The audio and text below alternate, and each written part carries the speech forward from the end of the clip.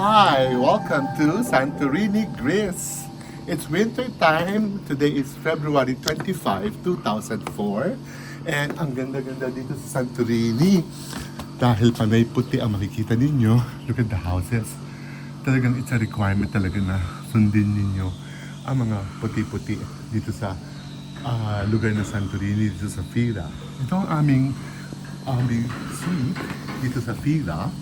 At maganda siya kasi may kasama siyang heated na swimming pool. Ayan, nag-swimming ako kagabi. Dumating kami kahapon. Tapos yan ang view. Ganda ng kanyang ocean. And it's my second time dito sa Santorini. Ganda rin dito, oh. Pakita natin yan. Kasi, bete, may ibang color na nagawa. Kasi usually dito, panay white lang. Sabi kasi nila, pagka you have to follow the government daw. Siguro tuloy yung mga kulay na pwede. That's a color ng shade ng white. White, off-white, pearl, beige. Meron din parang may pagka mocha, yung color na yon. Medyo dark beige. Yan. Mga earth color siguro ang kailangan dito sa Santorini. Ito vacant din lot, oh. Baka may gusto bumili. Yan, vacant lot yan. Dito sa left namin. Ganito ang shape ng land nila. Ganyan yung terrain niya, pababa. Ganon. Kaya dapat narinig ang pwesto. Ano number natin? Sabi na 24 eh. May number pala yun. Ito kami. Dito pasok tayo, pakita natin ang ating room. Paalis kami. Meron siya kasamang breakfast eh. Ito yung breakfast. Nabiligal. Tapos, kailangan namin yung bread. Tapos, yun ang toilet. Maganda, it's all white siya.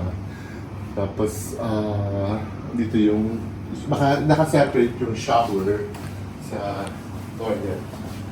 Tapos, closet. At may kasama siyang TV. Yan. Okay, so, punta kayo dito sa Fira, Santorini, Greece. Ngayon, aalis kami dahil nilukunin namin sa sakyan namin at 10:30 in the morning. Anong time ba? May time pa tayo, no? O 10:09. Kasi pag akit pala namin dun, akit kami dun, siguro mga 15 minutes eh. Yun lang nga, ready kayo kasi lakad-lakad dito. At ang lakad niya, uphill, downhill, kaya ready ang mga legs. Ready to. No? At ang mga knees, ankle, lower back, yes, kailangan to. Ay, sabi ko sa inyo kanina, talagang i-ready natin yung mga legs natin. No? Kasi kahit kami, nahirapan kami umakyat. Kasi ito yung talagang parang main road nila sa taas. Pero galing kami dun sa baba. Andun pa siya sa baba. Andun yung hotel. Kaya pagka napunta kayo sa ganun lugar, kita yung bandang parang beige na yon. Yan, ganun sa kababa talagang hotel niyo. Kaya you have to get ready sa walking. Of course, you have to wear rubber shoes like this. Very comfortable shoes dapat. Kasi kaya mo dyan kami dumaan, no? Nilalakaran na dyan. Yung mga stairs nila. Dito. Dito, pakita mo yung view. Sige, pakita mo rin yan.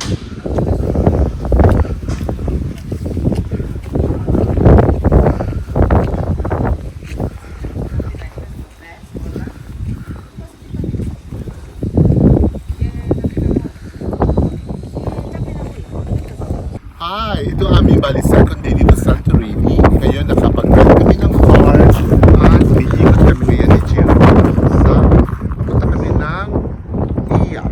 Ang spelling niya is O-I-A. Yun, galing kami dito sa Fira. Fira is the capital of Santorini. Pakita ko sa inyo mamaya ang mapa niya. Tapos ito yung aming car. Very compact lang siya na maliit kasi dito sa Santorini masyadong maliit lang ang mga kalye. Ang kanyang speed nga 30 kilometers per hour lang yung pinakamabilis eh. Pero masarap mag-drive dito. Very easy lang ang driving. At ito yung kanyang mapa para makita nila. Tchanan! Yan ang mapa ng Santorini. Ayun ang Fira. At kami pupunta sa Iya. Dito na siguro kami. Banda dito na kami halfway. Ayun. Drive na kami. Ako yung main driver nitong car. Tapos si Chiro ang assistant driver. Yan. Maliit lang siya. Kasi maliit lang ang kali dito sa Santorini. So makikita nyo, 30 kilometers ang per hour, ang pinakamabilis na takbo. Kaya ingat lang kasi baka mahuli ng police, overspeeding. At the same time, yan, nag-overtake na siya. Ibig sabihin, pwede ka, 40 na ako pero nag-overtake siya. Meaning, pwede pa tayo siguro mag 35 or 40 kilometers per hour. Mura lang ang rental ito only 50 euros per day. Kung nakuha namin siya ng 10:30 in the morning, kanina, hanggang bukas ng 10:30 ang balik. Tapos pag binalik mo siya, pwede mo lang siyang i-park, tapos lagay mo lang daw dito yung susi. Tapos huwag mo siyang ilalak. Lagay mo yung susi dyan, tapos huwag mo siya ilalak. Ngayon pag nag-drive ka ng automatic dito, ang kanyang park is letter M. N or siguro neutral yun, N. Ang kanyang park. Tapos pagka magda-drive ka na, di ba sa atin D and drive? Kasi French car to, sa kanila E, letter E. Parang feeling ko energy. Ang letter E para go. Ang E. Tapos pareho ng reverse, R din ang reverse nila. Yun. Very, very easy to drive. Siguro kahit anak ko, kaya niya i-drive ito. Yan. Maganda talaga maliit kasi minsan may mga talagang kalye na ang liit-liit lang. Tapos dalawang sasakyan na magsasalubong, magbibigayan kayo. Kaya yung isa hihinto o yung isa aatras. Yung ganun ba? Kasi nga sobrang liit ng kalye dito. Ito ngayon, this is the main road, highway siya. Kaya malaki pa yung nakikita nyo. Pero pag nandun na kayo sa mga loob-looban, yan, maliliit na kalye, sa medyo ng mga uphill, downhill, ang makikita nyo. Yan. Masarap mag-drive. I suggest, if you're here in Santorini, be here for at least 3 days or more para mapasyal mo to at mag-rent kayo ng car. Kumuha kami ng Nichiro na International Driver's License. Tapos, ayun, iba naglalakad lang. Ayan, naglalakad sila. Hirap kami maglakad Lalo yung akyat baba, my gosh. Ang hirap kanina Huminto talaga kami kasi kailangan namin ng breathing, oxygen talaga at water. Yun lang nga talaga dito sa Santorini, uphill, downhill. Parang nasa Baguio na, matindi pa sa Baguio I suggest. I must say, mas matindi sa Baguio to. Yun. Okay, so yun, nakikita nyo ngayon ng view. Ganda ng kanan, no? Ganda ng view ng Santorini, Greece. Sabi ko kay Jiro, pagkababa namin ng car, teka, Jiro, malaki itong Iya. So better na, let's check first, ano yung most visited place here in Iya. And here it is, the Church of Panagia, Akatistos here. Yeah, this is the most visited place here in Santorini, or exactly in Iya. Again, ang layo na nilakad namin, siguro almost 10 minutes, and it's uphill. Kaya sobrang pagod din na naman. Kaya pag napagod din, you have to rest naman I'll show you around kasi maganda yung view niya rito. Meron siya parang restaurant doon, meron siya mga souvenir shop, and of course, the magnificent view dito ng Iya. Diba yung mga bahay pa rin, white houses, tapos yun ang view, nature, mountains, ocean, sky, very calm, very relaxing. Alam, may maganda silang motto dito, sabi nila, I know it's your holidays, but this is our home. So really, when you walk around, you have to be respect residents here in Iya.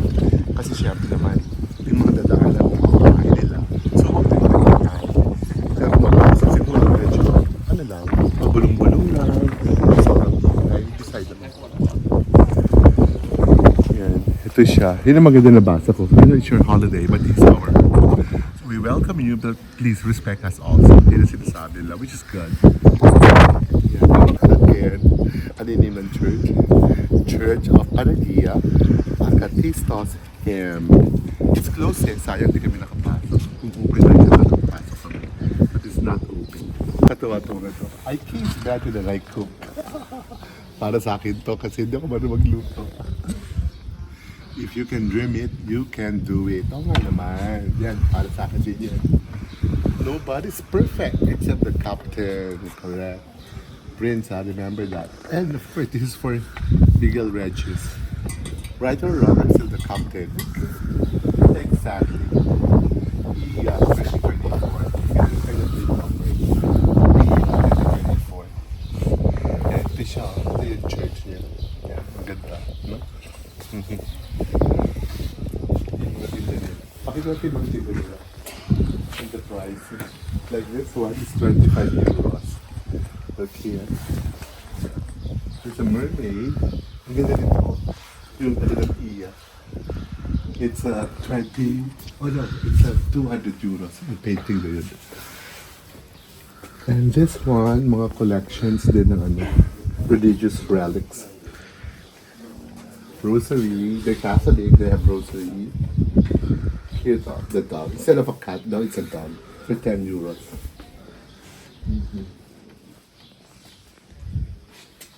I think if there's a looking plant here. Unfortunately, there's none. I think it's a Greece, their country. Greece. Yeah. Dito nanalo si Margie Moran ng Miss Universe 1973 or 70, I think 73, here in Greece. Yeah. This is the flag. Hi. I'm just telling them that Miss Philippines won in the Miss Universe here in Greece in 1973. Yeah.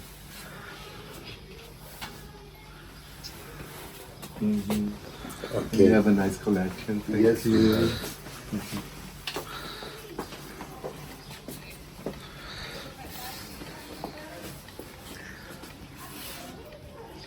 Very miniature chess for 99 euros. Oh no, 66 only. For 66 euros. Very handy, you know, you can bring it for 66 euros. Very nice.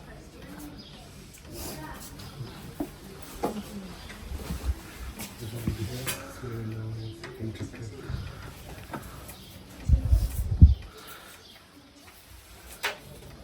Maganda po. Only 10 euros.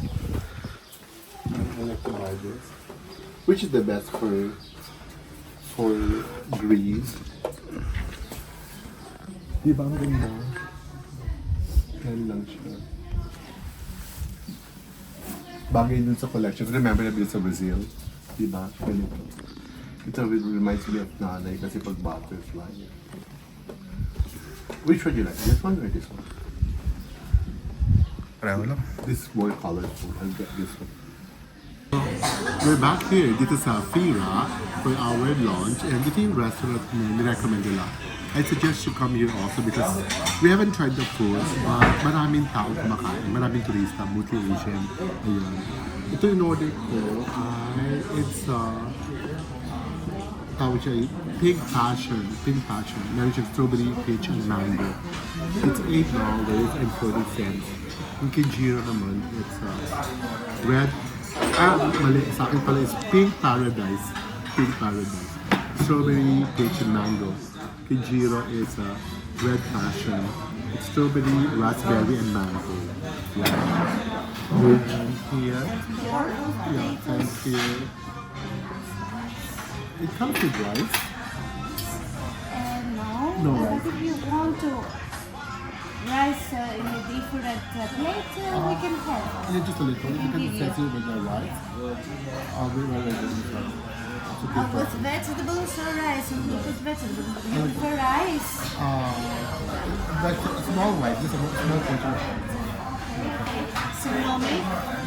This one is sauteed pork fillet with mushroom in Vinsanto wine sauce. Yung Kinjiro naman, it's roasted lamb with potatoes and vegetables with ceramic pat.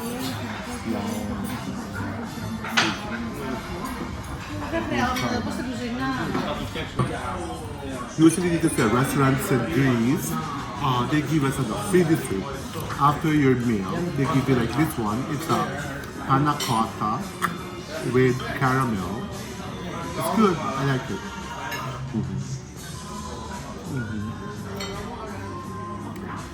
Very soft. Although, yung caramel, a bit, very sweet. Kaya siguro, less na lang yung caramel niya. But it's too sweet. Hindi mo na siya masyado lagyan ng caramel. That's very good. And, parang US din siya. Yung receipt niya, nakalagay na kasi 10% or 13% or 24% ang ibigay mong tip. Nakasulat na siya dito.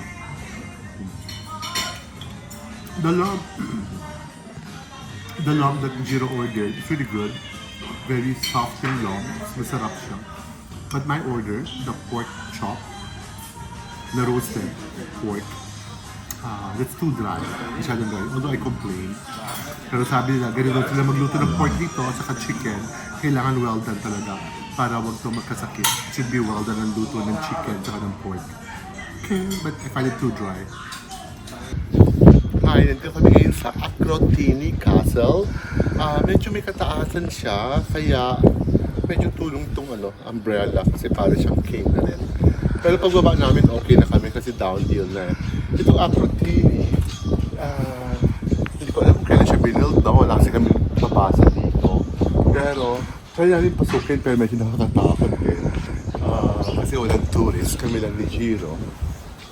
Pero sige, Jiro, pasok tayo. We'll see kung ano meron tayo. Pero we'll try out kasi baka medyo natatakot din ako.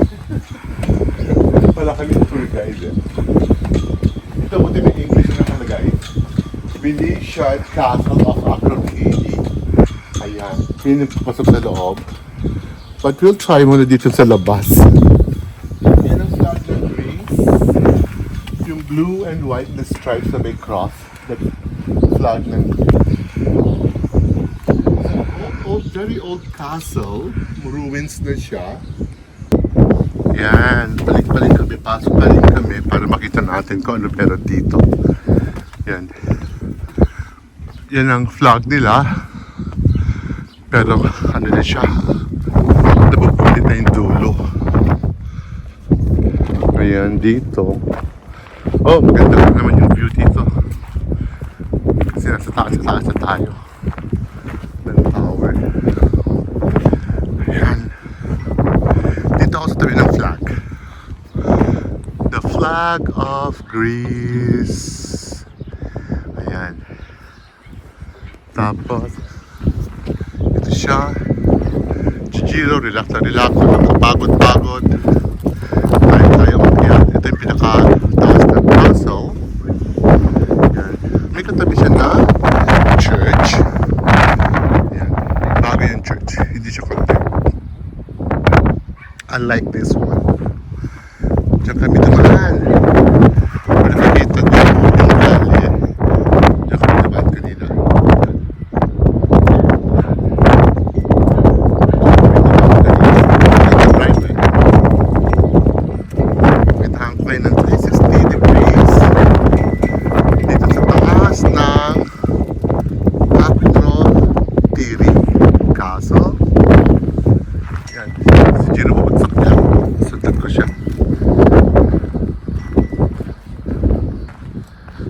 Nilalakaran eh, tignan mo naman yung lupa. Pag gusto niya pasukin yung door, kaso it's closed. O mo kami daan dito pababa. Ay po. May tourist siya dyan. Okay, going down. Baba na kami. Okay. May mga bata doon na mga naglalaro. Narinig ko sila. Masaya ako pag gano'n. Pag nakakita ko ng tao. Kasi we feel safe. Whatever happens, sisigaw lang kami. Sabi ko kay Jiro, baka mamaya meron ditong bad people or something. Ayan. Hindi ko alam kung ano meron dito eh. Ayan, nakakita niyo pa. Ayan. Ganda ng mga rocks, stones. Ang ganyan ang gawa nila. Oh wow. Pagbaba na. Sa taas ng steps, nakakapagod pa rin. Makbang. Ang taas kasi ng steps. Sino mo yung steps? Nakita ko na. Ang taas kasi ng steps niya, kaya pagkakbang mo, nakakapagod pa rin. May door dito. Nakalagay yan. Kasi Greek eh. Torix, Koivos, tapos meron din siya. Pero, pala kami. Ay! Out of balance. small door here. Finally. Nasa labas na kami ng kaso. Ay. Basta na kayong mga bata maingay. I feel safe pag narinig ko sila.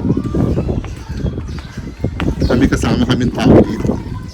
Hindi kami iisa na dito sila. I can hear them here. They're playing. Ito siguro yun sa security nila.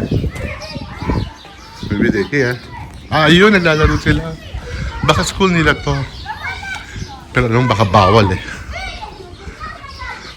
Maybe this is school. Welcome to Berry Bolos. Dito sa Santorini, Greece. Nag-drive kami all the way here. Ano siya, black sand. Nakikita niyo yung black sand. At talaga ang waves dito talaga masyadong malakas. Mahahampas ang mga waves. Pero ganda pakinggan ng ingay o sound ng waves.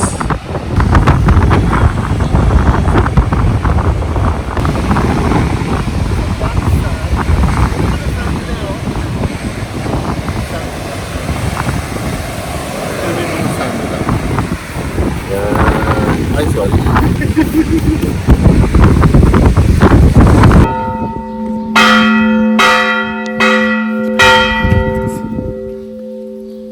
Ayan, natapos na yung bell. Kaya pwede na ka magsalita. Dito na kami ngayon sa mga tawag dito. Nakalimutan namin ni Jiro. Binidyo namin kasi ang lakas nung kalembang ng kampana eh. Kaya dito yan, no? Yung mga pinuntahan naman namin magkakalapit-lapit lang. 15 minutes away. Ayan. Hindi ko na alam kung ito ay Catholic Church o ano klaseng church. Ayun, 4:30 in the afternoon. Nakalagay sa taas. Kaya sa kumalembang na bata. Siguro every 30 minutes kakalembang siya. Kung nakatira ka dito, well, meron ka ng libre, relo o alarm clock. Kaso, kung tulog ka ng 4:30, alas 4, alas 3. Ayan, maingay lang nga, magigising ka parati. Dito may museum ba? Punta natin yung museum.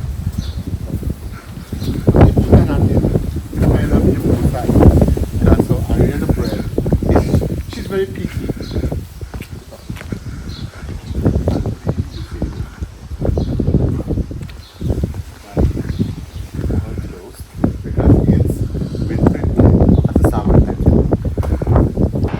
Yan yung church na pinasok. Nandun lang kami sa gate. Hindi kami nakapasok kasi naka-share. Ganda siya, tinan nyo yung diba? So yung very color ng Greece, it's a blue and white with the flag dito sa right side. Tapos ayan, may tower siya sa taas. Ayun, tapos na yung mga bells niya. Makikita natin. Muna natin yung bells niya.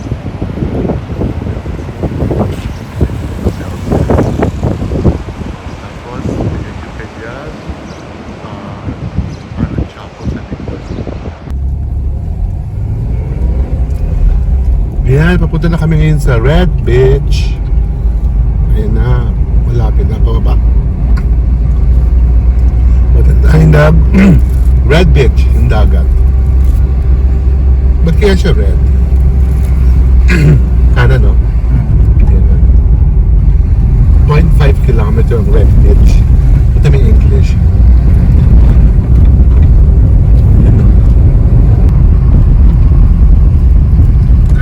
Diretso pa. May dolphins, oh.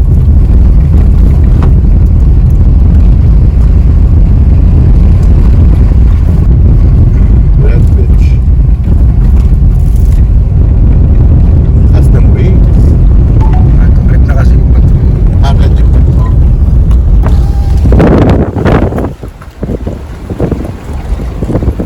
Ayun, lakas ng waves. Grabe. Baba tayo. Destination is on your right. Doon tayo sa flood. Mag-work. Welcome to Red Beach. Obviously, kaya siya Red Beach kasi yan. Look at the rocks. Red. Ay, tinan mo yung likod. Paano yung red talaga? Galing. red bridge. It's a brick red called.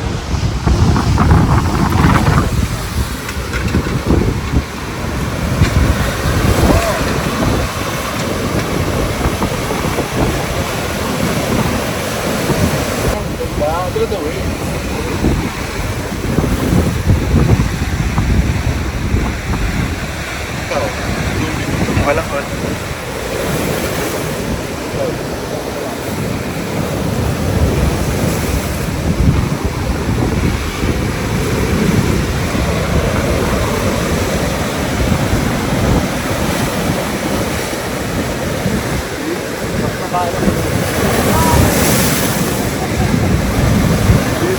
ayaw ko lang. Ayun. Mahal ba sa ako?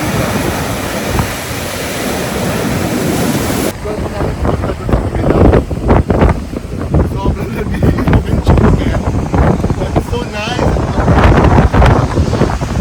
Ano pa tayo doon?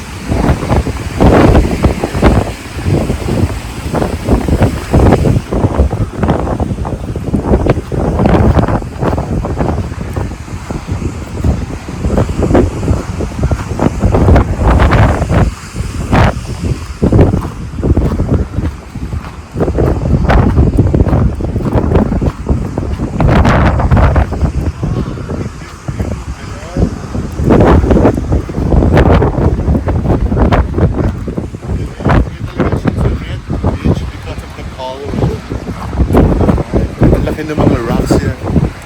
Ayan. Ano? Siguro during summer time, swimming and surfing. Surfing. Here, look at the waves. Surfing. Ito, umakit kami. Kahit may warnings. May warnings.